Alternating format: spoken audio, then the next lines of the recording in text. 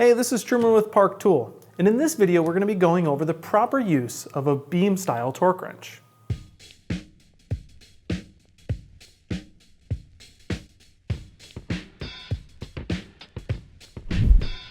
There is very little setup on a beam style torque wrench. Simply figure out what size of socket or bit is needed, find the torque spec, install the tool on the fastener, and start turning.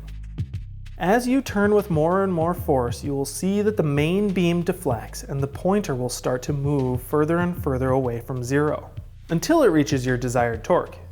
You will then stop and your fastener is properly torqued.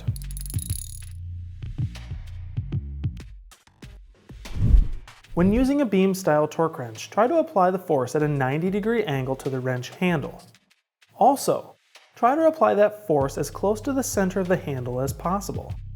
These are length-dependent torque wrenches, and hand position can change the result. As you turn the wrench and torque increases, it is also important to try to keep the pointer from touching the scale as best as possible.